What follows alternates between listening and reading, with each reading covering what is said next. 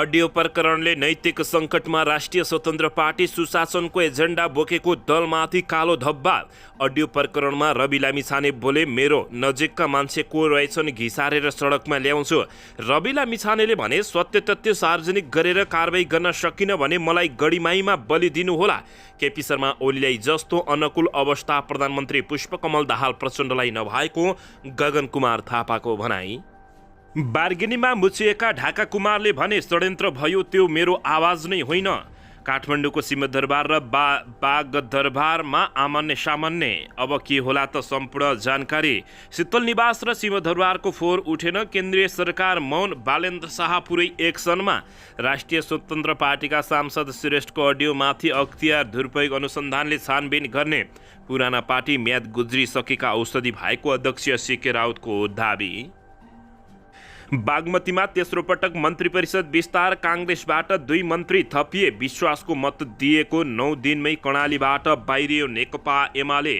नेपालमा राजनीतिक अस्तव्यस्त, शेयर बजारमा 50 ब्रोकर कम्पनीको सिन्डिकेट तोडिने। मेयर बालेन्द्र शाहको निर्देशनपछि सिंहदरबारको फोहोर उठाउन बन्द, अब नेताहरू फोहोरकै डुङ्गुरमा बस्ने। सन्दीप लामिछाने विरुद्धको मुद्दामा भएन हिजो पनि फैसला, 2 क्रिकेटर र डाक्टरको बगपत्र गराउन आदेश। विघटनको सङ्घारमा एकीकृत समाजवादी पार्टी एक्लिँदै माधव कुमार नेपाल। प्रधानमन्त्री प्रचण्ड र नेकपा एमाले सचिव लेखराज भट्टबीच भयो भेटवार्ता। नेकपा एमाले सरकार नभएसम्म देश विकास नहुने पूर्व प्रधानमन्त्री केपी शर्मा ओलीको भनाई। एमाले निकट युवा सङ्घको राष्ट्रिय महाधिवेशन आजबाट केपी शर्मा ओलीले उद्घाटन गर्ने। गठबन्धनका कारण देशको अर्थतन्त्र ध्वस्त भएको नेकपा एमालेका अध्यक्ष केपी शर्मा ओलीको भनाई। र अर्थतन्त्रलाई लयमा ल्याउने काम भइरहेको गृहमन्त्री नारायण काजी श्रेष्ठको दाबी। अर्थतन्त्रमा देखिएका समस्या समाधान गर्ने अर्थमन्त्री डाक्टर प्रकाश शरण महतको भनाई। कोरोना संक्रमण बढेसँगै स्वास्थ्यका मापदण्डको पालना गर्न सरकारको आग्रह। बढ्दै कोरोना भाइरस संक्रमण, सक्रिय संक्रमित 396 पुगे। साताको पहिलो दिन दोहोरो अङ्कले घट्यो नेप्से। अब हेर्नुहोस् पुरा समाचार।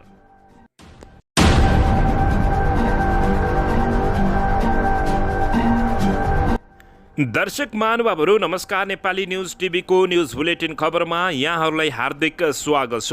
सदाझै आज पनि तपाईँहरूमा देश तथा विदेशका महत्त्वपूर्ण समाचार अपडेटका साथ उपस्थित भइसकेका छौँ। दर्शक महानुभावहरू, हामीलाई तपाईँहरूले कहाँदेखि हेर्दै हुनुहुन्छ नेपाल भई जिल्ला र ठाउँको नाम लेख्नुहोला। यदि विदेशमा हुनुहुन्छ भने आफू रहेको देशको नाम पनि लेख्न नभुल्नुहोला। र हाम्रो च्यानल नेपाली न्युज टिभीलाई अहिलेसम्म पनि सब्सक्राइब गर्नुभएको छैन भने सब्सक्राइब गर्नुहोला, साथै सँगै रहेको बेल आइकनलाई दबाउन पनि नभुल्नुहोला। आउनुहोस् दर्शक महानुभावहरू, आजको पहिलो तथा विशेष खबरतर्फ लागौँ। दर्शकबिन, राष्ट्रिय स्वतन्त्र पार्टीमा यति बेला निकै ठुलो वज्रपात परेको छ। राष्ट्रिय स्वतन्त्र पार्टीका सांसद ढाका कुमार श्रेष्ठले आफूलाई फसाउन षड्यन्त्र भएको दावी गरेका छन्। उनले बाहिर आएको फोन संवादको अडियो वास्तविक नभई सम्पादन गरिएको समेत बताएका छन्। संवाद बाहिरिएको केही घण्टाभित्रै राष्ट्रिय स्वतन्त्र पार्टीले भने उनलाई निलम्बन गर्दै 24 घण्टे स्पष्टीकरण सोधेको छ। अनुशासन समितिलाई 3 दिनभित्र घटनाका विषयमा प्रतिवेदन पेश गर्न भन्दै श्रेष्ठलाई पार्टीका सबै जिम्मेवारीबाट अलग गरिएको छ। राष्ट्रिय स्वतन्त्र पार्टीबाट समानुपातिक कोटामा प्रतिनिधि सभा सदस्य बनेका सांसद डाक्टर ढाका कुमार श्रेष्ठको सञ्चार माध्यममा सार्वजनिक भएको टेलिफोन संवादप्रति पार्टीको गम्भीर ध्यान आकर्षण भएको छ। अडियो बाहिरिएको केही घण्टामै पार्टीका तर्फबाट महामन्त्री एवं प्रवक्ता मुकुल ढकालले जारी गरेको विज्ञप्तिमा उल्लेख, यो छानबिन पुरा नभएसम्मका लागि संवाद सांसद तथा पार्टीको साधारण सदस्यका हैसियतले समेत कुनै पनि काम कारबाही नगराउन डाक्टर समेत रहेका डाक्टर श्रेष्ठलाई निर्देशन दिएको बताइएको छ। साथै केन्द्रीय अनुसन्धान तथा आचरण समितिद्वारा यस सम्बन्धमा 24 घण्टाभित्र स्पष्टीकरण पेश गर्न डाक्टर श्रेष्ठलाई निर्देशन दिएको जानकारी प्राप्त भएको छ। अन्ततः बार्गेनीमा मुछिएका ढाका कुमारले भने, षड्यन्त्र भयो, त्यो मेरो आवाज होइन भनेर उम्किन खोजिरहेका छन्।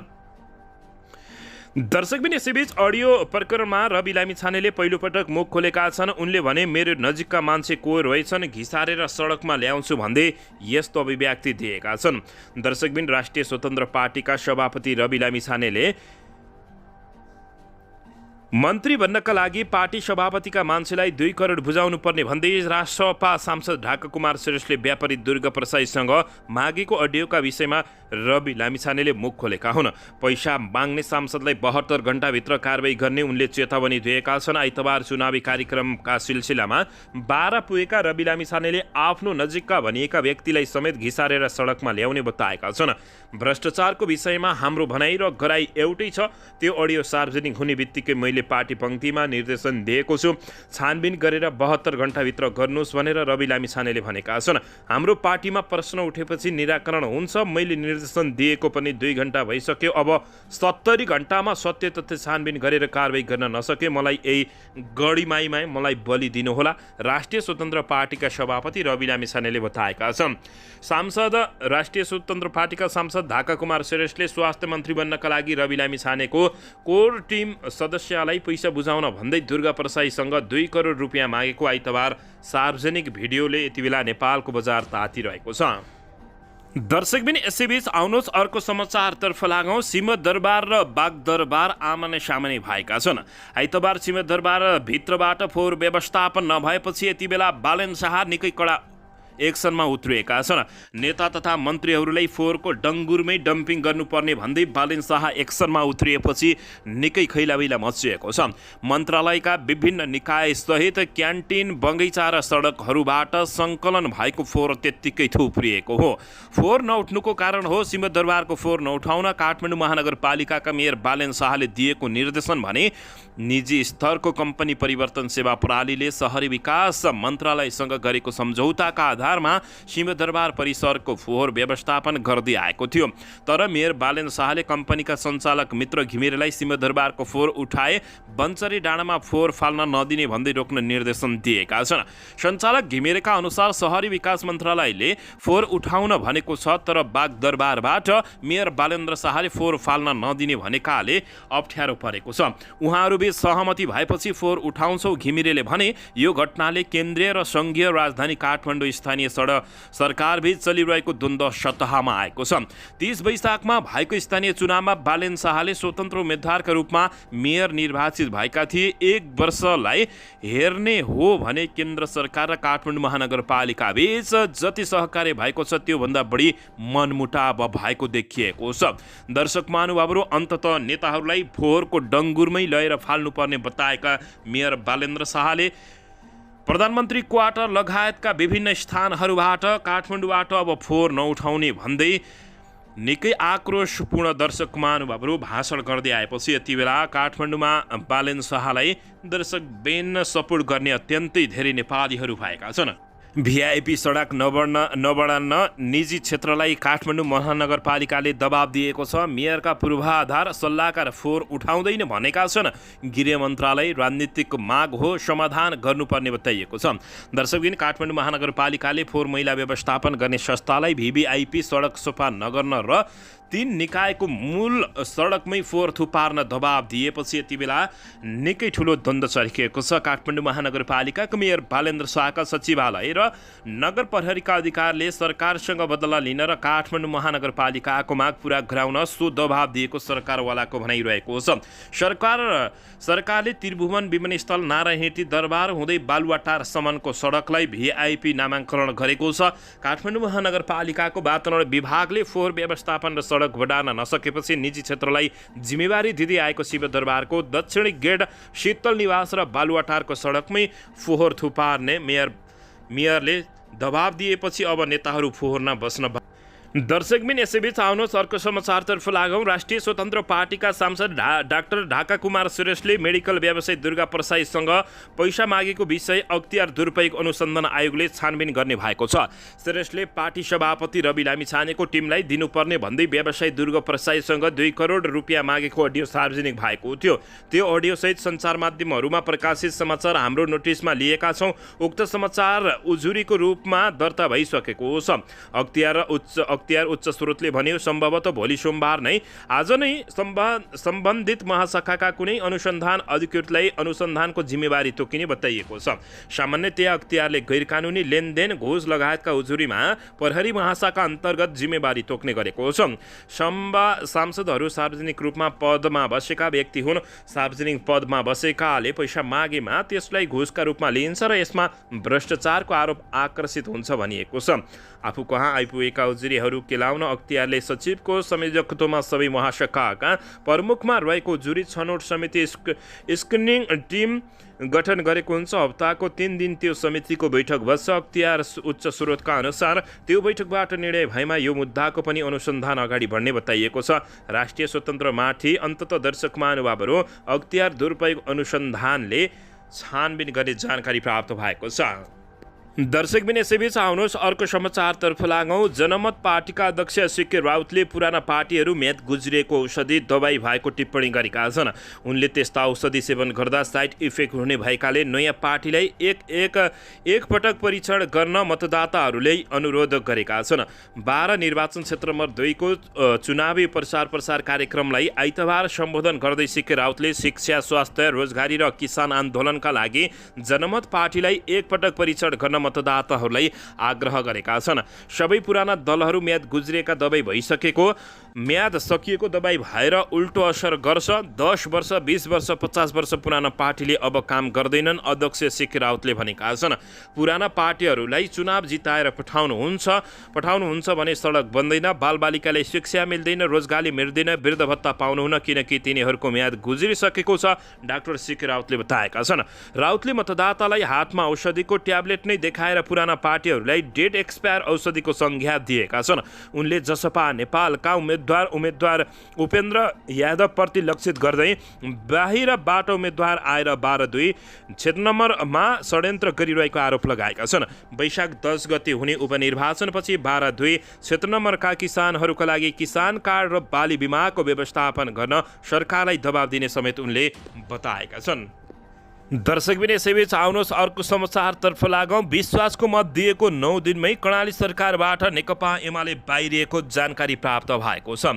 दर्शक महानुभावहरू यति बेला सत्तारूढ दल र नेकपा एमाले सँग रस्साकसी चलिरहेको अवस्थामा यस्तो भएको अवस्था रहेको हो। विश्वासको मत दिएको 9 दिनमै नेकपा एमाले सरकारबाट बाहिरिएको छ। नेकपा एमालेबाट मन्त्री बनेका 3 जनाले मुख्यमन्त्री राजकुमार शर्मालाई सामूहिक राजीनामा दिएर सरकारबाट एमाले बाहिरिएको हो। एमाले बाहिरिएपछि अब काङ्ग्रेसलाई सरकारमा जान ढोका खुल्ला भएको छ। मुख्यमन्त्री शर्मा सामु नेकपा एमालेका तर्फबाट आर्थिक मामिला तथा योजना मन्त्री विनोद कुमार शाह, उद्योग पर्यटन तथा वन वातावरण मन्त्री जितबहादुर मल्ल र सामाजिक विकास मन्त्री टेकुराज पछाइले राजीनामा दिएका हुन्। केन्द्रमा पुष 10 गतेको गठबन्धन टुटे पनि कर्णालीमा भने अहिलेसम्म त्यही समीकरण अनुसार नेकपा एमाले 3 मन्त्रालयको जिम्मेवारी सहित सरकारमा रहेको थियो। दर्शकबिन चैत 17 गते शर्माले पुनः विश्वासको मत लिँदा राप्रपा बाहेकका दलले विश्वासको मत दिएका थिए। नेकपा माओवादी र नेकपा एमाले बीचको सहमति अनुसार गठन भएको सरकारबाट नेकपा एमाले बाहिरिएपछि अब नेपाली काङ्ग्रेस सरकारमा सहभागी हुने निश्चित भएको जानकारी प्राप्त भएको छ। दर्शक महानुभावहरू यता भने बागमती सरकारमा तेस्रो पटक मन्त्री परिषद विस्तार भएको छ। बागमती प्रदेशका मुख्यमन्त्री शालिग्राम जमल कटेलले आइतबार तेस्रो पटक मन्त्री परिषद विस्तार गरेका छन्। गत 25 पुसमा मुख्यमन्त्री नियुक्त भएर गठबन्धन टुटफुटको कारण 2 पटक विश्वासको मत लिएका मुख्यमन्त्री जमल कटेलले आइतबार 2 मन्त्री नियुक्त गरेका छन्। नेपाली काङ्ग्रेसबाट संसदीय दलका नेता बहादुर सिंह लामा र तीर्थ लामा मन्त्री बनेका छन्। मन्त्री द्वयले प्रदेश प्रमुख यादव चन्द्र शर्माबाट पद तथा गोपनीयताको शपथ लिए सरकारमा काङ्ग्रेसको नेतृत्व गर्दै बहादुर सिंह आर्थिक मामिला तथा योजना मन्त्री र तीर्थ लामा खानेपानी सिँचाइ तथा ऊर्जा मन्त्री बनेका छन्। काङ्ग्रेसमा मन्त्रीका आकाङ्क्षी धेरै भएपछि दलका नेता लामालाई नेता व्यवस्थापनमा चुनौती रहेको थियो। उनले पहिलो चरणमा आफू सहित 2 जना मात्रै सरकार जाने निर्णय गरेका हुन्। भागबण्डा अनुसार काङ्ग्रेसबाट थप 3 जना मन्त्री हुने जानकारी प्राप्त भएको छ। 11 सदस्यीय मन्त्रीमण्डल काङ्ग्रेसले 5 मुख्यमन्त्री सहित माओवादी केन्द्रले 4 र एकीकृत समाजवादी पार्टीले 2 मन्त्रालय लिने भएको जानकारी प्राप्त भएको हो। दर्शकबिन यसैबीच आउनुहोस् अर्को समाचारतर्फ लागौँ। नेकपा एमालेको सरकार नभएसँग देश विकासै नहुने नेकपा एमालेका अध्यक्ष तथा पूर्व प्रधानमन्त्री केपी शर्मा ओलीले दाबी गरेका छन्। नेकपा एमालेका अध्यक्ष केपी शर्मा ओलीले एमालेको सरकार नभएसम्म न यो देश विकास कुनै पनि हालतमा नहुने उनले बताएका छन्।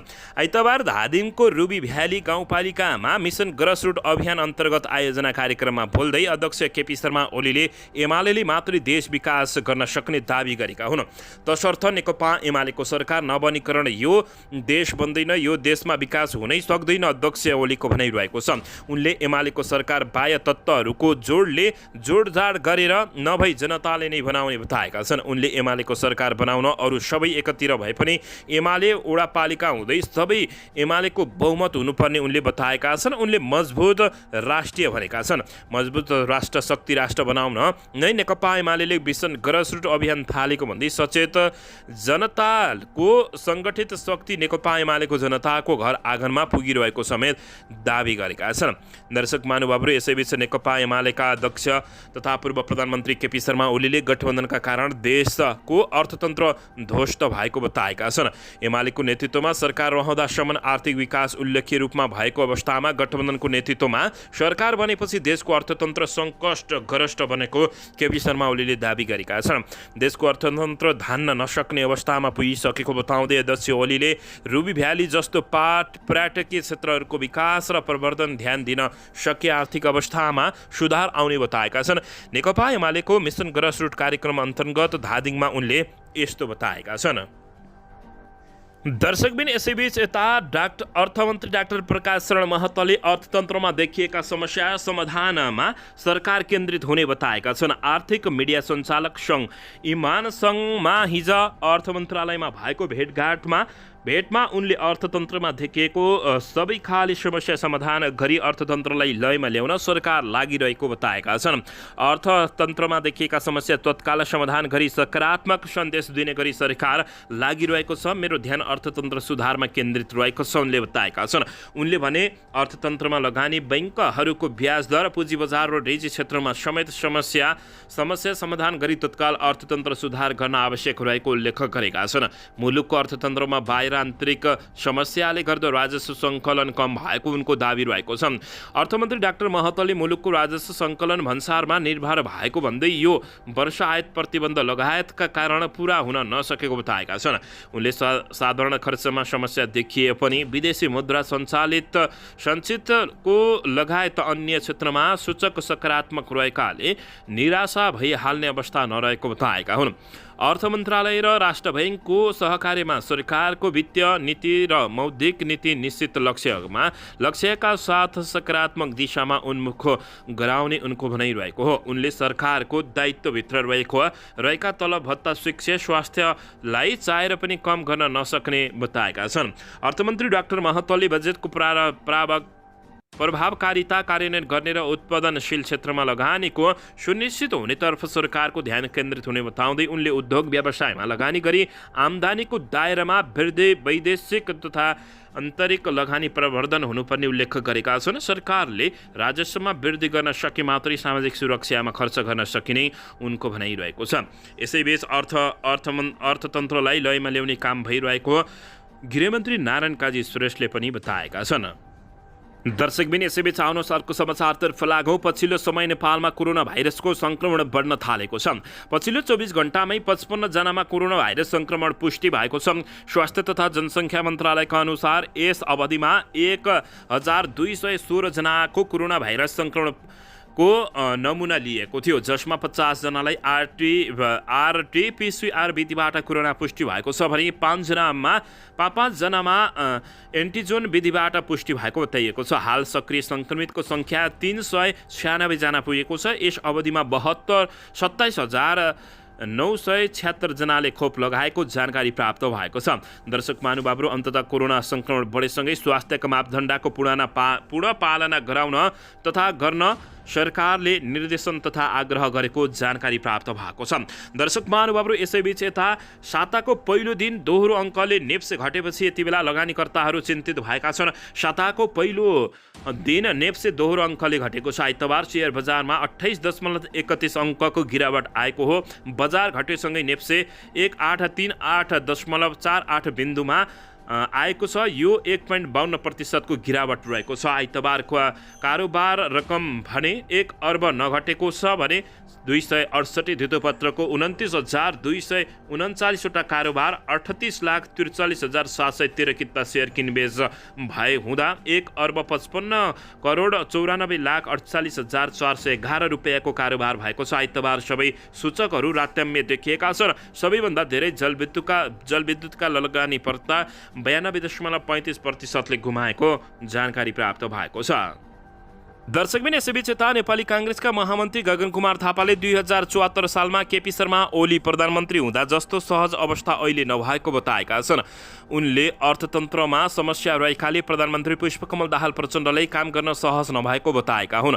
नेपाली काङ्ग्रेस दाङको प्रथम जिल्ला सम्मेलनमा बोल्दै महामन्त्री गगन कुमार थापाले भने 2074 सालमा केपी शर्मा ओली प्रधानमन्त्री हुँदा जुन अनुकूलता थियो, अहिले त्यो अनुकूलता प्रधानमन्त्री पुष्पकमल दाहाल प्रधानमन्त्री हुँदा छैन। हाम्रो अर्थतन्त्र यसरी खस्किएको छ कि सामान्य खर्च समेत टार्नलाई अप्ठ्यारो पर्ने परिस्थिति रहेको उनले बताएका छन्। उनले यसपटक राजस्व सङ्कलन कम भएकाले विगतमा जस्तो बजेट बनाउने सहुलियत सरकारलाई नभएको पनि बताएका हुन्। हाम्रो उत्पादन घटेको छ, 35 वर्षपछि राजस्वमा कमी आएको छ। उनले भने अहिले हामी अत्यन्त गाह्रो र अप्ठ्यारो अवस्थामा छौँ। वर्तमान सरकारमा बस्ने साथीहरूले यो कुरा बुझेर र साना कुरामा ध्यान दिएर काम गर्नुपर्ने आवश्यकता रहेको बताएका छन्। उनले भने धराशायी भएको अर्थतन्त्र सुधार गर्ने जिम्मेवारी पनि सरकारले नै लिनुपर्ने भनाइराखेका छन्। उनले अहिलेको गठबन्धनको वर्तमान सरकारले नै मुलुकको सङ्कटग्रस्त अर्थतन्त्र सुधार गर्ने जिम्मेवारी लिएका छन्। धान, चामल, माछा, मासुदेखि फलफुल समेत किनेर खानुपर्ने जुन स्थिति छ, यो हामी बदल्छौँ। उनले भने अबको 5 वर्षमा कृषि उत्पादन, उद्योग, कल कारखानामा जोड दिएर सङ्कटग्रस्त अर्थतन्त्रलाई सुधार्ने बताएका छन्। यो काम हामीले नै गर्नुपर्छ र गर्नेछौँ भन्दै गगन कुमार थापाले अभिव्यक्ति दिएका छन्। केपी शर्मा ओलीलाई जस्तो अनुकूलता अवस्था प्रधानमन्त्री पुष्पकमल दाहाल प्रचण्डलाई नभएको गगन कुमार थापाले बताएका छन्। यसअघि गगन कुमार थापाले प्रधानमन्त्री पुष्पकमल दाहाल प्रचण्डले कानमा तेल हालेर बसेको समेत टिप्पणी गरेका थिए।